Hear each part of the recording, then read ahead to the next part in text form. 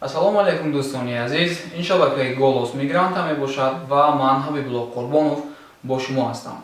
Дӯстони азиз, мо тасмим гирифтем ки имрӯз дар якчанд масъалаи муҳим бо шумо ҳамсӯҳбат шавем. Яке аз ин масъалаҳо ин аст, ки президенти Ҷумҳурии Тоҷикистон ба Ӯзбекистон сафар доранд. Масъалаи дигар тақдири муҳоҷирони тоҷик аст, ки бинобар сабаби ҷанг дар қабристони Хованский ба зиндон яъне ҳабс шуда буданд. Масъалаи тақдири онҳоро чӣ шуд, каме суҳбат мекунем ва ҳамчунин дар масъалаи овозаҳо, ки дар Тоҷикистон нархи як сим-карта 250 сомон мешавад.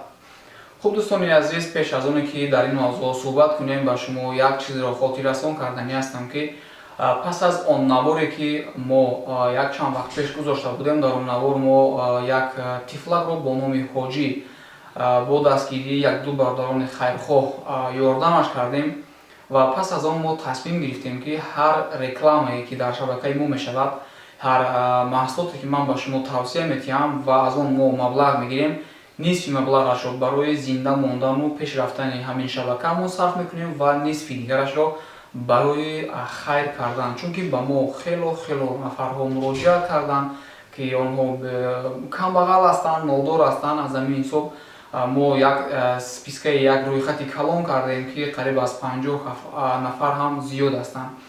Мо тасмим гирифтем, ки ҳамин рекламаҳоро нисфи маблағашро ҷамъ карда ин нафаронро дастгирӣ бикунем.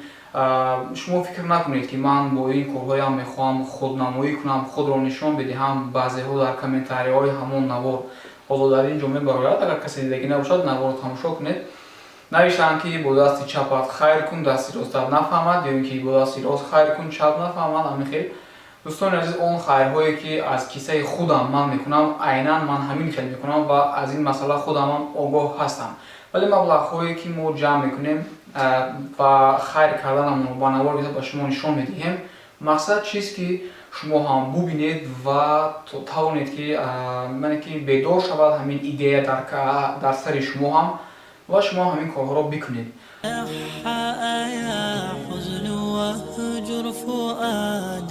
توكل بجد بعزم فصيح فإني علمت بأنك نجوى ولبس خبيث مضل قبيح تبختر ترجل بصوت وخيل فما لك في الأرض درب ман намехоҳам, ки аз шумо пул талаб кунам, рақамҳои картаи Сбербанкамро дар ин ҷо гузорам ва бигӯям, ки шумо ба ин ҷо ба ман пул партоед, то ин ки ман ин корҳоро пеш бубарам. Не дӯстони азиз, мо кӯшиш мекунем тариқи ҳамин худамон, аз тариқи шабакаамон ин корҳо пеш мебарем.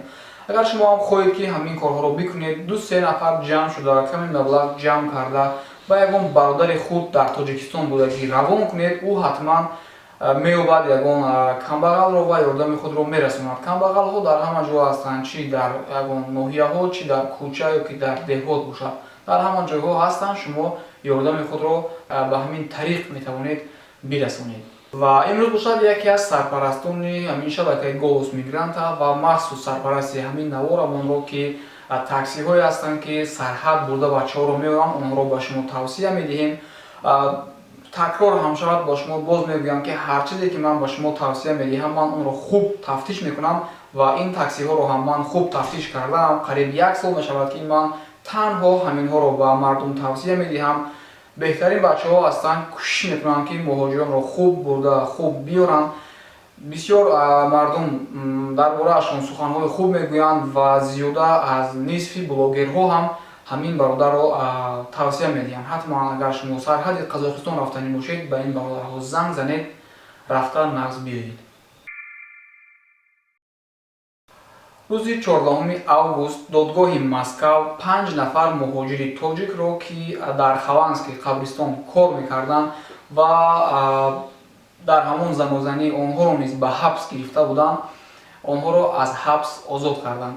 онҳо бояд 3 сол ба зиндон менишастанд ва пас аз 2 сол додгоҳи Москав ҳар як рӯзи онҳоро 1.5 рӯз ҳисоб кард, ки дар натиҷа 2 сол ба 3 сол ҳисобида шуд ва онҳоро додгоҳи Москав гуфт, ки онҳо бояд озод карда шаванд. این مهاجران که از تاجیکستان هستند خود را در دوام همین 2 سالی که در زندان بودند خود را گناهکار حساب نمی‌کردند، چون که آنها میگفتند روز 14 می سال 2016 که مدیر نوی قبرستان خوانسکی خواست با آنها پیشنهاد کند که از پیشتر زیادتر با او دلار بدهند، اینها راضی نشدند و مدیر نوی قبرستان خوانسکی روز 14 می زیاده از 100 نفر یک گروه مسلح را یعنی سلاحدارها را به قبرستان داخل کرد تا اینکه آنها مهاجران را زده از قبرستان پیش کنند. اینها میگویند ما گناهکار نیستیم، ما خواستیم خود را حمایت کنیم و هر چیزی که در دست داشتیم با همان اسباب‌هایمان از چوب و سنگ و از همین چیزها خود را حمایت کردیم، ولی متاسفانه آنها را نیز گناهکار حساب کرده و زندان کشیدند. در آن روز 3 نفر مهاجر تاجیک بندگی کرد، 2 آنها را ماشین زیر کرد، ماشین همون اوباش‌ها که می‌خواستند بگریزند مهاجران را زیر کرده گریخت. 2 نفر در آنجا بود و یکی از مهاجران دیگر را در داخل قبرستان پروندند. خب 30 نفر در آنجا زخم‌های گوناگون برداشتند. وقتی که پلیس ها آمدند همه را دستگیر کرده به اداره پلیس بردند. در آنجا یک چند مهاجر تاجیک را برای نبودن حجت‌هایشان دپورت کردند، یعنی که به تاجیکستان روانه‌شان کردند و 5 نفر آنها را به حبس گرفتند که خوشبختانه امروز آنها آزاد شدند. نگفته نماند که از آن گروهی 100 نفره اوباشان که به مهاجران ما حمله کرده بودند 17 نفرشان با مهلت‌های گوناگون 10 سال 12 سال همین خیل به پس پنجره روان کرده شدند. سامانه آزادی در صفحه خودش یک خبری نوی را چاپ کرده است که در آنجا گفته می شود قرار است در تاجیکستان از 20 اوگوست نرخ یک سیم کارت به 250 سومانی بالا برداشته می شود و همه شرکت های موبیلی موظف یعنی وظیفه دار می شوند که به همین نرخ سیم کارت های خود را به فروش میبرند. من یک چند سامانه های دیگر را نیز آید به همین مسئله گفتگو کردم، ولی متاسفانه یگان خبری عمیق نیافتم که همین مسئله آیا تصدیق شده است از طرف حکومت تاجیکستان یا اینکه نه، ولی متاسفانه چیزی نیافتم. ولی یک منبع به سامانه آزادی نام خود را نگفته است، ولی گفته است که پس از حمله روز 29 ایول که به سیاحان خارجی در دنقره شده گذشت زود یک مجلس کرده شد.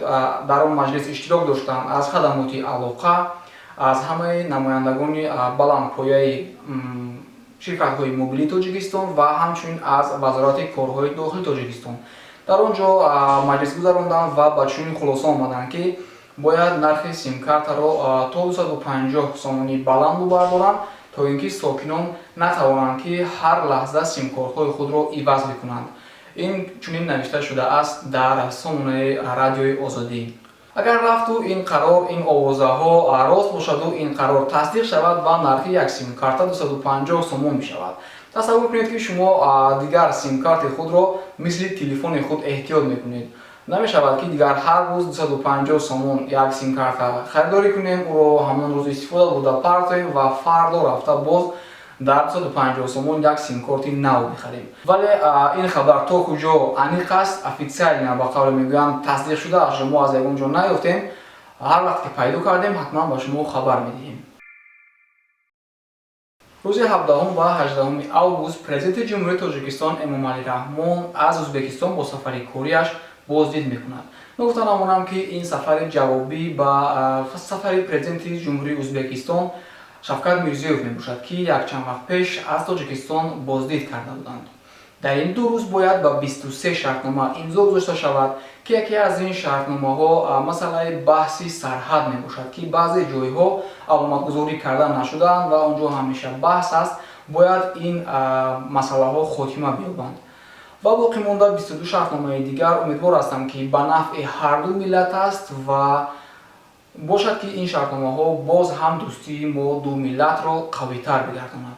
باید قید کنم که 20 سال اخیر پرزیدنت جمهوری تاجیکستان با ازبکستان یگان سفر کاری انجام دادگی نبود و این در دوام همین 20 سال اولین سفر کاری می باشد. و روز 18 اوگوست پرزیدنت جمهوری تاجیکستان از سمرقند از جایهای دیدنیش بازدید کرده بعد به تاجیکستان برمیگردد. خوب دوستان عزیز، این بود یک چند خبرها که پیشکش شما کردیم. حتما در شبکه ما ابنا شدن را فراموش نسازید. خیر دوستان عزیز، به همه شما بروری کار می‌خوام.